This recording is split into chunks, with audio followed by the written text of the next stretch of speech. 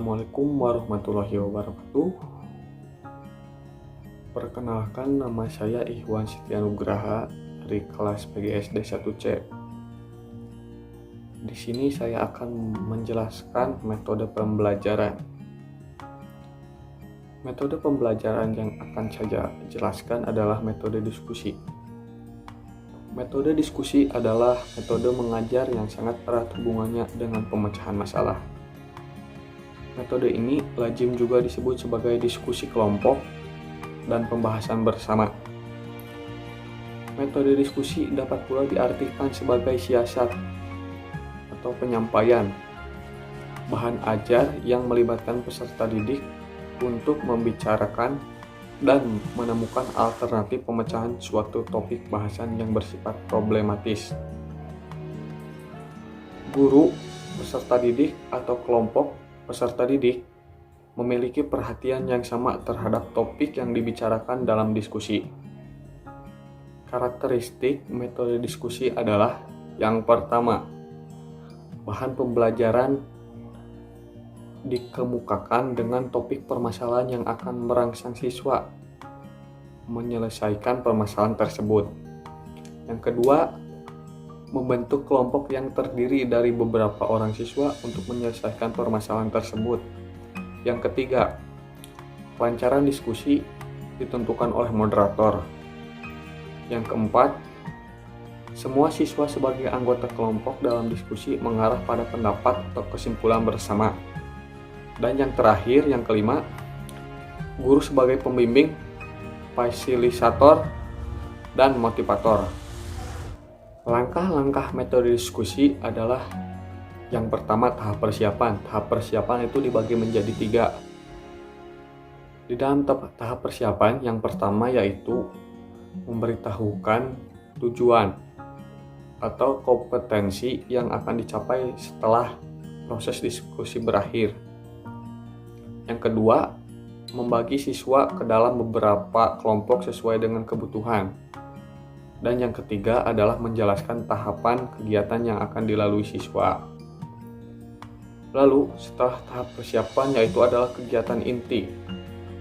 Kegiatan inti itu yaitu dibagi menjadi ke dalam 5 bagian. Yang pertama, merumuskan masalah berdasarkan topik pembahasan dan tujuan pembelajaran. Yang kedua, mengidentifikasi masalah atau sub-masalah berdasarkan permasalahan yang telah dirumuskan. Yang ketiga, analisis masalah berdasarkan sub-masalah. Yang keempat, menyusun laporan oleh masing-masing kelompok. Dan yang kelima, presentasi hasil diskusi kelompok melalui diskusi kelas. Selain dari tahap persiapan dan kegiatan inti, ada juga kegiatan penutup. Kegiatan penutup dibagi menjadi 2 bagian. Yang pertama, melaksanakan penguatan pemahaman konsep dan prinsip yang diperoleh dari keseluruhan pendapat siswa. Yang kedua, menyimpulkan hasil diskusi berdasarkan rumusan masalah atau submasalah. Semua metode pembelajaran pasti mempunyai kekurangan dan kelebihan masing-masing. Dalam metode diskusi pasti juga punya kelebihan dan kekurangan. Kelebihan dari metode diskusi adalah yang pertama, dapat mendorong partisipasi peserta didik secara aktif, baik sebagai partisipan, penanya, penyangga, maupun sebagai ketua ataupun moderator. Yang kedua, memunculkan kreativitas dalam ide, pendapat, gagasan, perkara, ataupun terobosan-terobosan baru dalam pemecahan masalah. Yang ketiga, menumbuhkan kemampuan berpikir kritis dan partisipasi demokratis. Yang keempat, melatih kestabilan emosi dengan menghargai dan menerima pendapat orang lain dan tidak memaksakan pendapat sendiri sehingga tercipta kondisi memberi dan menerima atau disebut juga dengan take and give. Dan yang terakhir adalah keputusan yang diambil kelompok akan lebih baik daripada berpikir sendiri. Kekurangan metode diskusi ada 5 poin. Yang pertama, sulit menentukan topik masalah yang sesuai dengan tingkat berpikir peserta didik yang memiliki relevansi dengan lingkungan. Yang kedua, memerlukan waktu yang tidak terbatas. Pembicaraan atau pembahasan sering meluas dan mengambang. Yang ketiga, didominasi oleh orang-orang tertentu yang terus aktif, sementara yang pasif cenderung semakin pasif.